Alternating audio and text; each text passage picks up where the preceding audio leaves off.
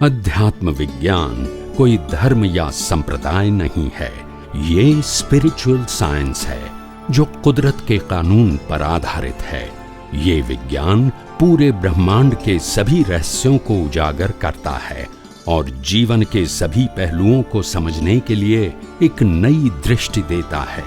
इसी को art of vision कहते हैं, दुनिया को देखने की एक नई दृष्टि, जो अध्यात्म विज्ञानी परम पूज्य स्वामी श्री कमलेशानंद जी के निर्देशन में सनातन सत्य का अनुसंधान कर हमारे जीवन को प्रकाशित करे।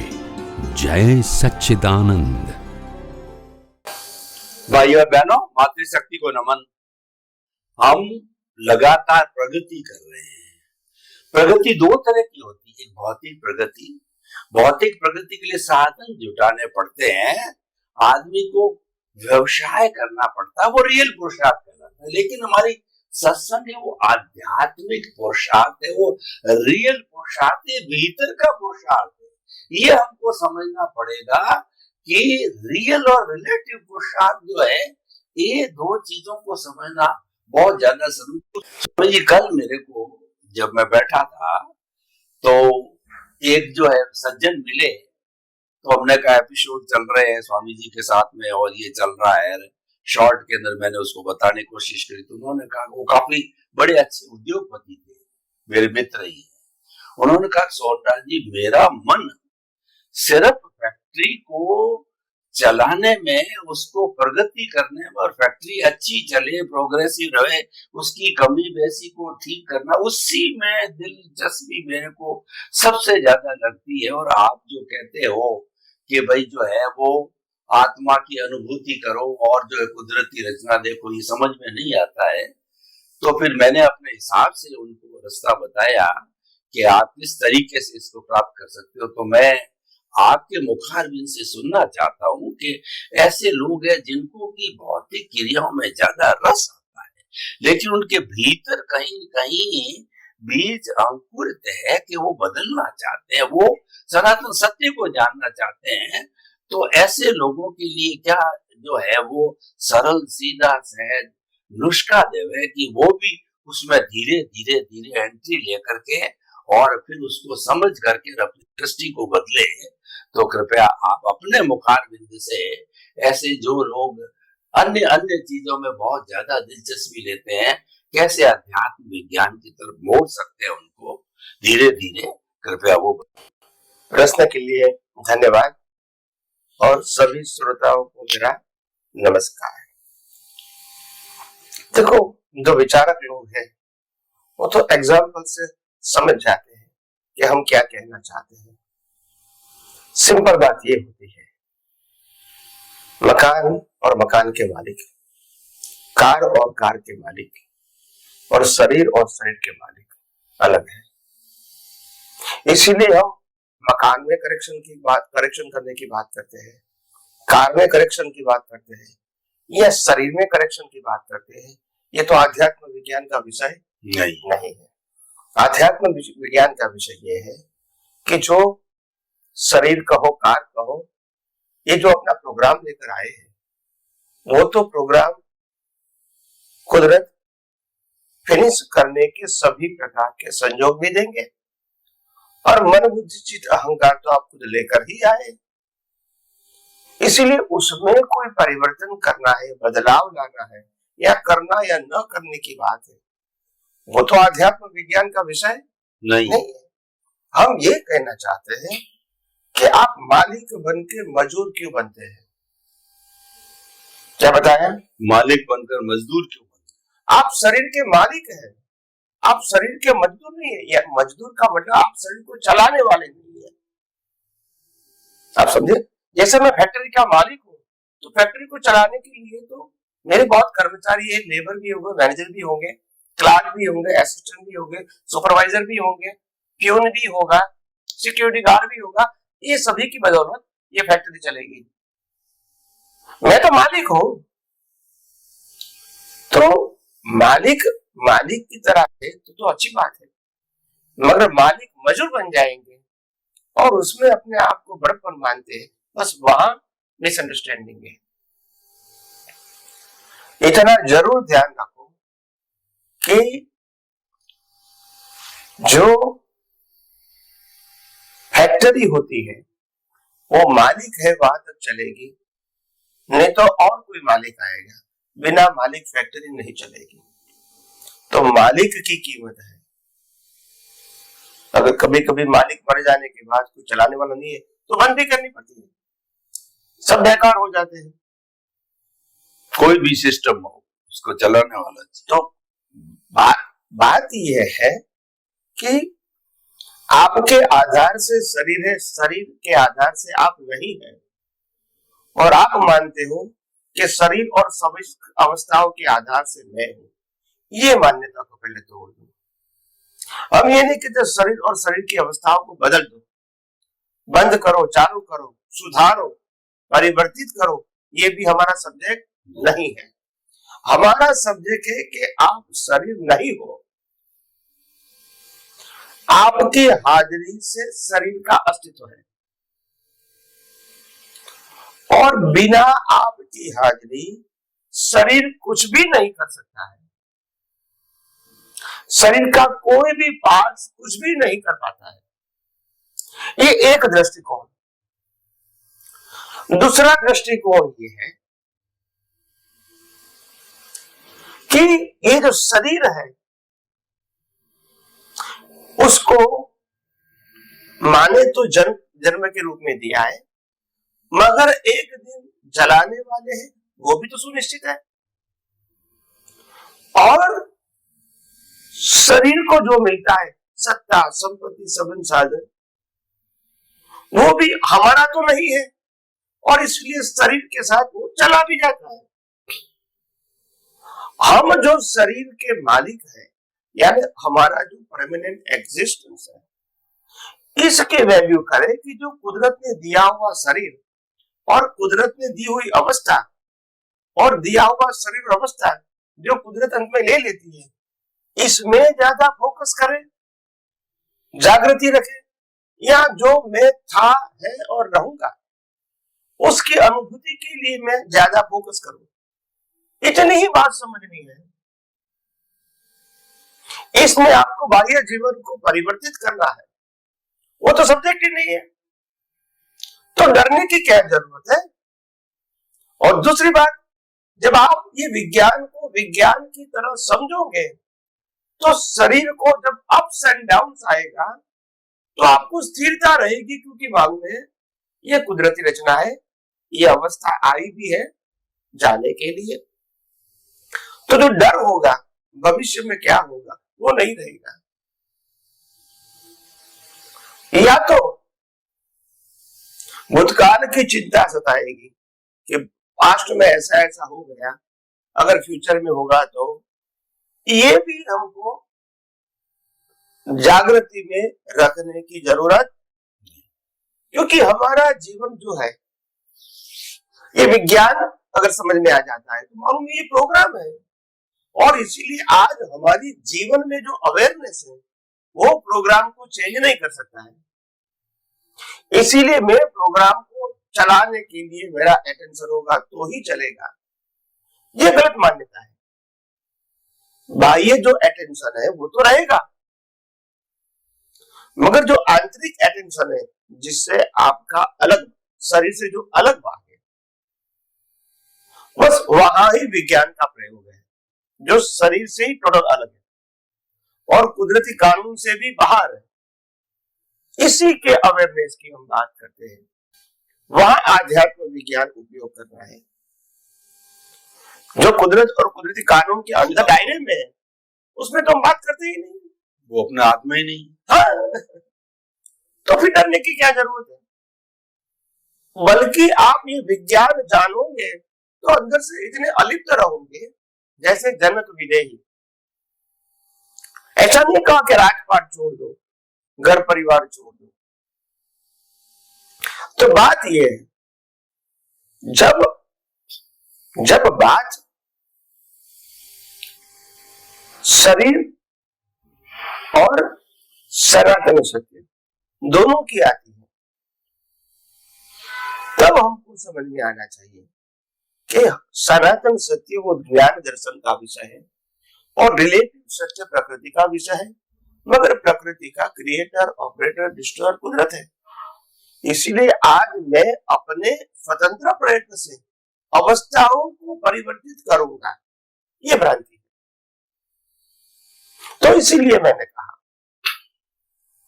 कि याद रखना है हमको कि कैसे हम आध्यात्म विज्ञान के माध्यम से हम आंतरिक रूप से स्वस्थ रहे, स्थिर रहे, हमारा ज्ञान दर्शन स्थिर रहे और बाहर की अवस्थाएं मन वचन काया की और संजोगों की एक एक करके खत्म होते जा रहे और हमको अंदर से डिस्टर्ब नहीं करें। इसके लिए आध्यात्म विज्ञान है, जिसको कहते हैं परमानेंट पीस पहली बात है और परमानेंट हैप्पीनेस वो अंतिम बात है। पहले शांति और समाधान, फिर परमानेंट हैप्पीनेस। तो यहाँ विज्ञान पहले आपको शांति और समाधान देता है। इसके लिए विज्ञान करना जरूरी है। बाहर की कोई अवस्थाओं को परिवर्तित करना है या करना न करना है, यह आध्यात्मिक विज्ञान का सब्जेक्ट नहीं है। तो इसीलिए दुनिया की कोई भी व्यक्ति जो थिंकर है, इसको हम विज्ञान ऐसी तरह पेश करें ताकि उसको लगे कि विज्ञान जो दृष्टि का विषय है, ये पहले हमको इसको कन्विंस कराना पड़ेगा। ये मन वचन काया का विषय नहीं है, तभी वो आपकी बात सुनेंगे। और वो दृष्टि की क्या वैल्यू है वो भी बताना पड़ेगा, और मन वचन काया की क्या वैल्यू है, कहां तक वैल्यू है, वो भी बताना पड़ेगा। जहां तक आत्मा की हाजिरी है वहां तक मन वचन काया की वैल्यू है, नहीं तो लोग जला दिया जाएंगे। और जब जला दिया जाएगा तो उनके साथ जुड़ा हुआ सत्ता, संपत्ति, सब संसाधन अपने आप खत्म हो जाएंगे। तो हमारा ज्ञान दर्शन तो शाश्वत होना चाहिए, क्योंकि हम शाश्वत है आत्मदृष्टि से। तो ज्ञान दर्शन भी शाश्वत होना चाहिए, मगर क्यों नहीं होता है? क्योंकि हमारा ज्ञान दर्शन रिलेटिव सत्य में जुड़ जाता है। और इसीलिए अवस्थाओं की भुगतान शरीर तो करता है, मगर जो लाइव भाग है वो भी करता है, और उससे नए राग द्वेष बनते हैं और नया कर्म बनता है और नया जन्म मरण का चक्कर चालू हो जाता है। तो इसीलिए दुनिया की कोई भी व्यक्ति को जो समझना चाहती है, इसको इन ऐसे एंगल से आप समझा सकते हैं और ये भी बता सकते हैं कि यहाँ कोई फॉर्मेट की बात नहीं है। इसीलिए आपको कोई ये करने से कोई ये विशिष्ट कार्य करना है, दूसरा कुछ करना है, ये छोड़ के करना है या तो उसके अलावा कुछ करना है, वो सब्जेक्ट नहीं कर भी नहीं सके। हाँ, नहीं, पहले तो मानते हैं वो हम कर सकते हैं, तो इसलिए बोला करना ही नहीं है यहाँ तो कोई। तो इसलिए आध्यात्म विज्ञान तो बिल्कुल क्लियर एंड साफ है, और अगर जिसको समझना है तो हम सिद्धांतिक रूप से फंडामेंटली हम इसको समझा सकते हैं। जिसको समझना है, जिसको समझना ही नहीं है, बोलता मैं जो मानता हूँ वो सही है, तो फिर हम इसको कुछ नहीं कर सकते। धन्यवाद। भाई और बहनों, स्वामी जी आपने बहुत ही सुंदर तरीके से स्पष्टीकरण किया। स्वामी जी, हम कभी जो साधु सन्यासी जो है उनके साथ बैठ करके, एकांत में बैठ करके, पब्लिकली नहीं है, जिसका उसको समझने का थोड़ा इंटरेस्ट भी हो, तो उसको जो है हम जैसे अभी बात कर रहे थे सनातन सत्य की, और जो है कुदरती कानून और जो है कुदरती रचना की बात कर रहे थे, तो उसको अगर इसी एंगल से हम समझाने की कोशिश करें। अभी तो हमने एक जो है गृहस्थी को या संसारी व्यक्ति को समझाने की बात कही, अभी हम सन्यासी जो समझा हुआ है उसके करीब पहुंचा हुआ है, लेकिन वो तो मन वचन काया की क्रिया कोई पुरुषार्थ मानता है, तो उसको जो है और हम सनातन सत्य की तरफ जो है स्पष्ट इसी एंगल से, जैसे हमने गृहस्थी को समझाया, तो वो भी अगर हम उसके साथ बैठे समझाने की कोशिश करें, समझे या न समझे, अभी गृहस्थी भी समझता नहीं समझता, आपने कहा है